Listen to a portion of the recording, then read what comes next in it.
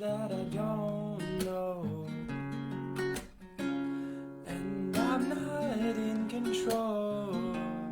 I'm certainly not alone, but I've got to learn to flow so I can come home to love. Every decision I make, everything I'm learning to be close to not push away the truth that I love you. It's all in the name of family healing. It's all in the name of family healing. And if I show up, I don't have to erupt and to be stuck. I don't need to worry about what I can come up with. I can just be close to you, and that's all I need to do. Sometimes my decision's gonna take me farther away, and other times the decision's gonna take me right into the heart of the pain. It's all in the name of family healing. It's all in the name of family healing.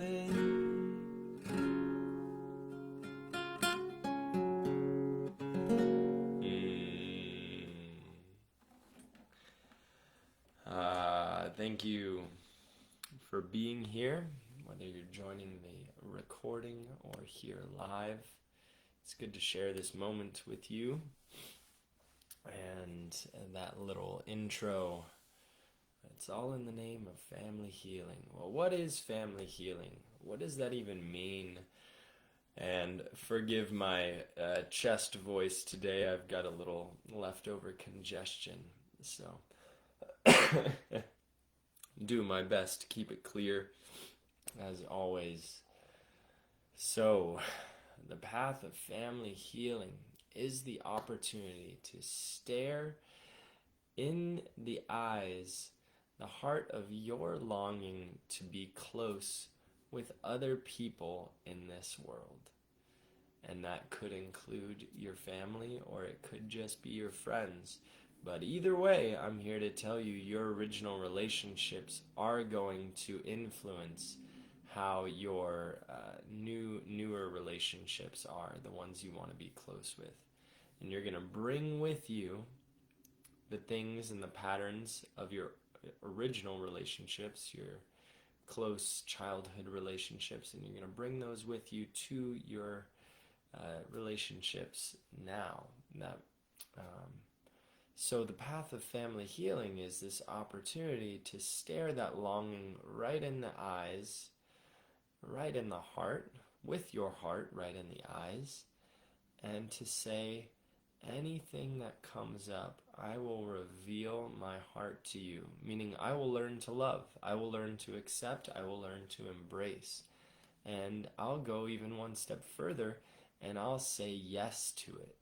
I'll say yes to what's present so that I can have all of the relationships that I dream of. And so this means that while we are walking the path of family healing, we are constantly checking in with our relationships that are in our local sphere, meaning in the last 12 hours, 24 hours, weeks, and those original relationships, those ones that may or may not still be alive and well, or some degree of healthy right now.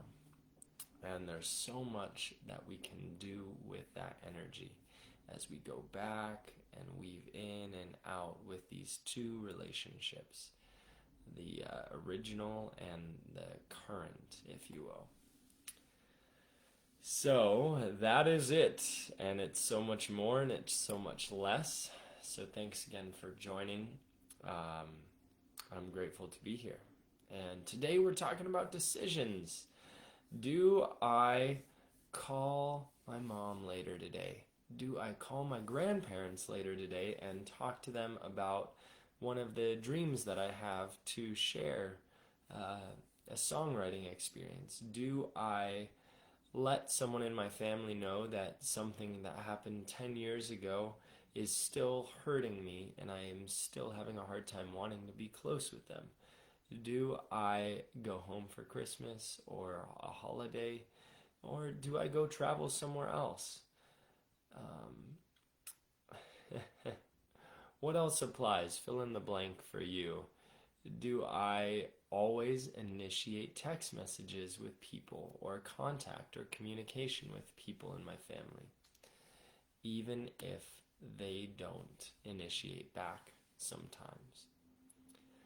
So, all of that is juicy, sometimes a little bit painful, sometimes super exciting.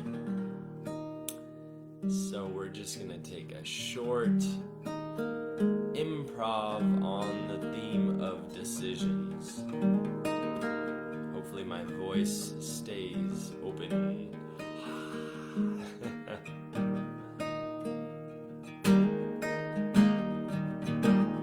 Sometimes decisions plague my mind.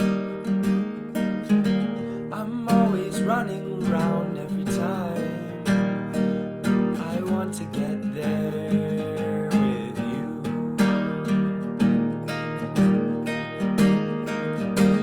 Sometimes decisions plague my heart. I feel so torn apart if I'm gonna do it wrong. And we're not gonna be close. We're not gonna get to the heart of this. And there have been days where I've chased away all the pain and decided to go the other way. There have been days where I've looked up and said yes, even if I don't know the rest.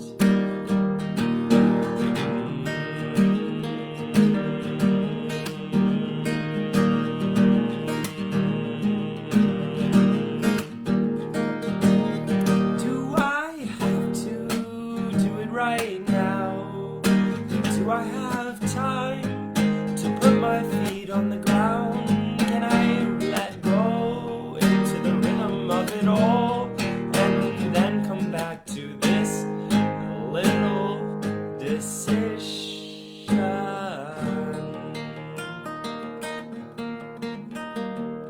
I know my decisions keep me from. And I know decisions take me closer to all the dreams that I have with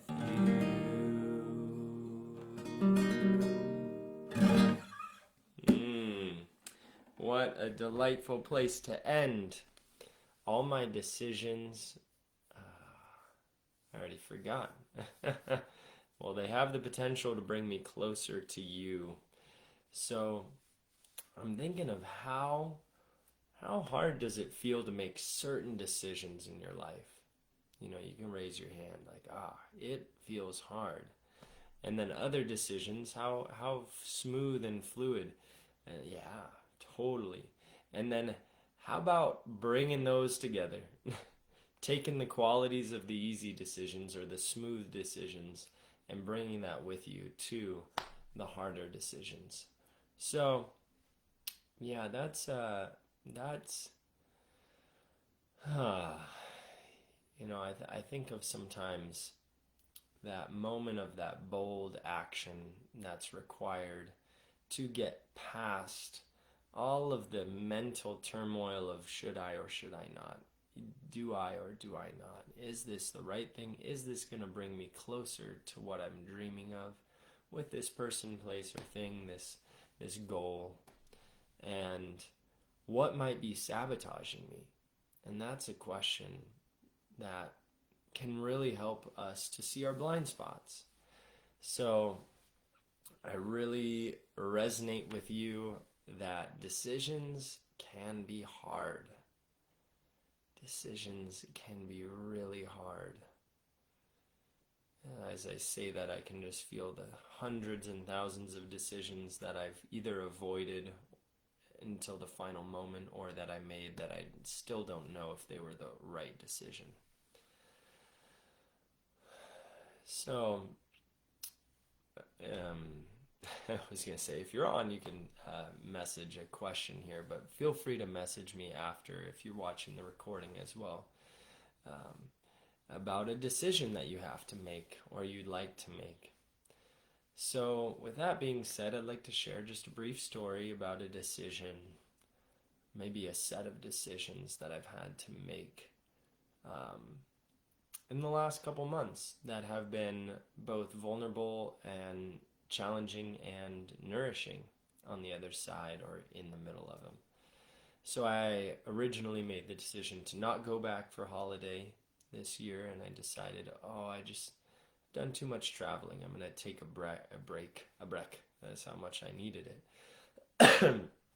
And then I spoke to my father 2 months ago, and I said, "Yeah, I'm not coming back.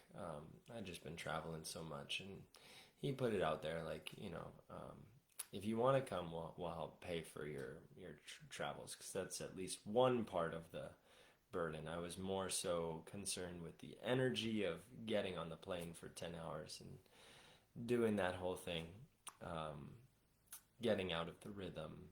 And so I appreciated that sentiment. I still just intended to not go. And then over some time, I started to feel into, well, what would I really want to have happen if I went? And that's a really good reflection point. What would I really want to have happen from this decision, whatever your decision is?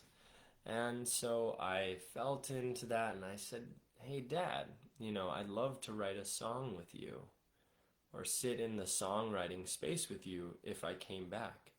And while I'm at it, here's a list of other things that would really boost this longing to come back and make it more of a full picture yes for me. My love is not conditioned upon this, but my decision to come back might be really strongly influenced by how much we're available to share in some of these things." And I shared that with him, and he said yes. I'd love to sit with you in a space like that, a creative space, whether it's songwriting or writing some creative piece. I really got an accent today. I don't know what's going on. I think I might just go with it. So I was thinking that, okay, now I'm going to be on this decision, and yeah, it feels a little bit better, but still I'm not so sure, so I'm not convinced. I keep wondering, keep wondering, keeping that curiosity. And then came the decisions, all right, now do I reach out to my family, each of the members, and say, "Hey, I'd love to share this with you while I'm back, if I come back." And that's another layer of the vulnerable, do I not? Is this just going to put more pressure? Is this the right or the wrong thing? And the truth is that it is not about right or wrong. It is about our intuitive gut feeling and our heart's longing, and how we can communicate from that place. Whether or not we make the decision or not doesn't matter, but if we come from that place, then there's only possibility for your heart's dream to come through. More possibility than there was before. Think about it. Someone can't most often buy you the type of pizza that you want to eat unless you communicate with them what type of pizza you'd like to eat. Now, it'd be different if you always ate cheese and they always knew that you ate cheese. But I'm talking about something that's new or fresher in a relationship. So that's that invitation. So circle that whole decision home, and I'm going home. And amidst all of that came more and more inspiration. This spirit of yes came through, and I'm like, what else can I add to this? What else can I be excited about to really give my energy to? Like, this feels like a good decision. And so something that's more vulnerable is that space where I asked my sister if she would like to write a song together for I don't know if it's announced, so if you're watching, you get the sneak peek. You may not, please don't share this, for the cookie in the oven, if you will.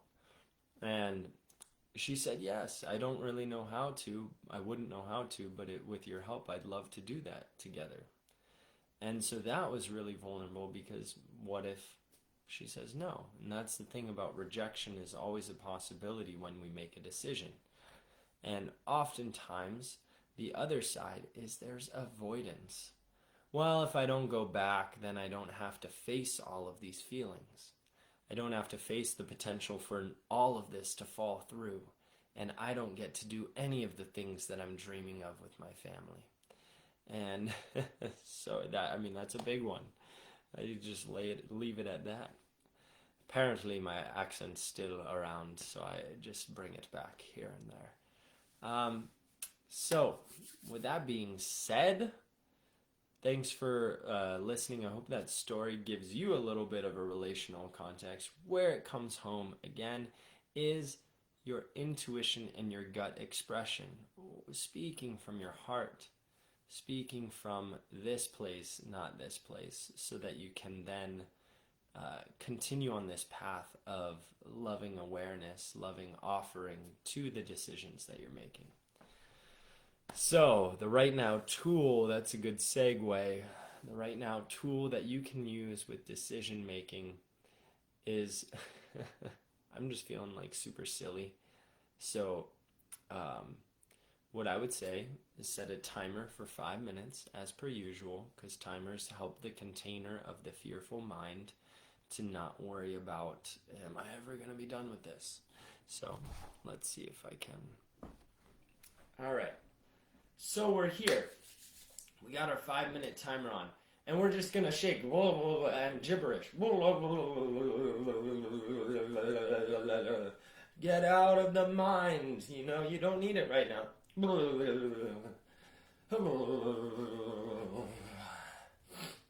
Okay. Now you've done that for about a minute or so. And you're standing. Close your eyes. See if you're still in this serious mode around a decision or multiple decisions or a relationship or whatnot.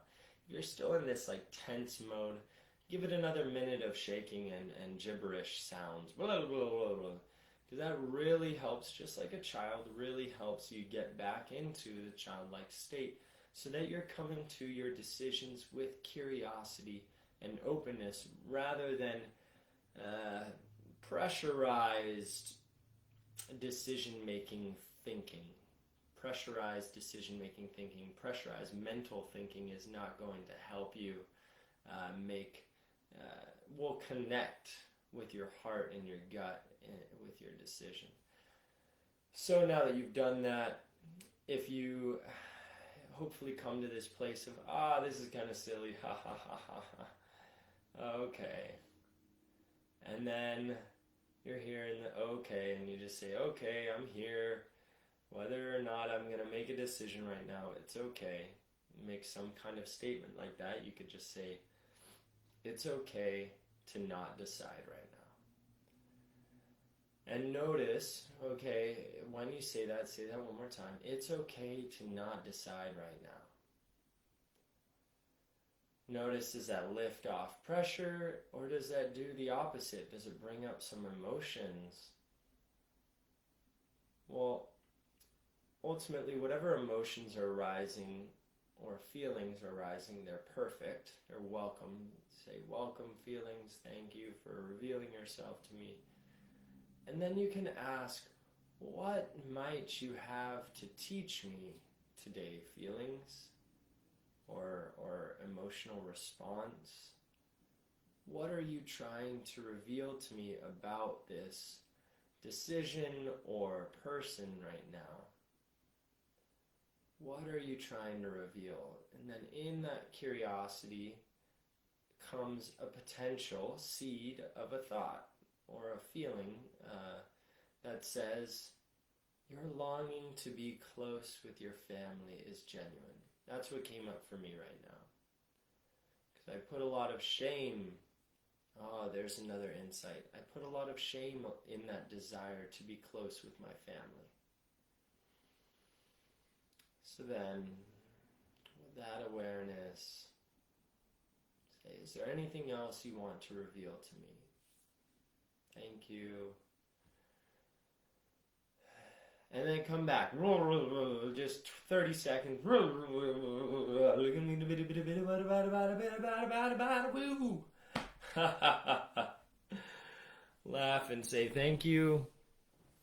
Perfect. Perfectly what I needed today is a little bit of shake. So, right now, tool, 5-minute timer. Stand and shake gibberish, other noises, movement. And then, if you're not in that slightly settled, silly state, give it another minute. And once you settle, silly, open, curious, say, thank you. I don't need to make a decision right now. It's okay if I don't make a decision right now. That's a better phrasing. Then notice what's arising. Say it again. It's okay if I don't make a decision right now. Relief, whatever it is, notice and say, what do you have to reveal to me right now? What are you revealing to me? And just be in that open curiosity. Don't chase an answer of like, oh, it's trying to say this, it's trying to say that. No, just be in the openness. Any little subtle thought comes through, write it down or note it right then and there. Then say thank you and shake for another 20 seconds and then close your practice. Something like that. And I think that is somewhat connected to a practice that Internal Family Systems uses, though I don't know the gibberish and the shaking are a part of it. But I do think it could be similar. So if you're interested in checking more out about that, take a look on the internet for Internal Family Systems. And that is it for today. Let's take 30 seconds of stillness.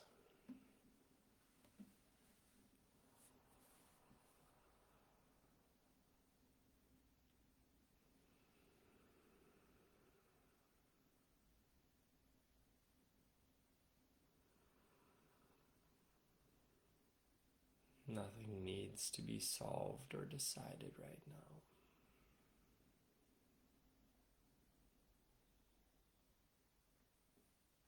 It's perfect as it is, so feel free to stay in that stillness.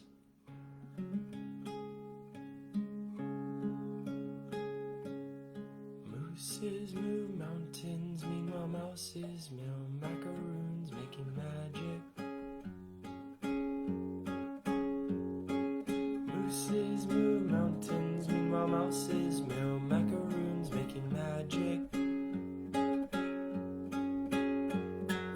Snails snooze softly in the sand.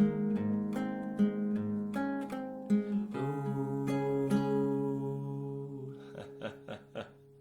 Another silly song for your sweetheart today. Thanks for joining. Good to be here with you, and remember, the less pressure, mental pressure around decisions, the more clear your action can be. And it's okay if the pressure's there. Until next time, bye for now.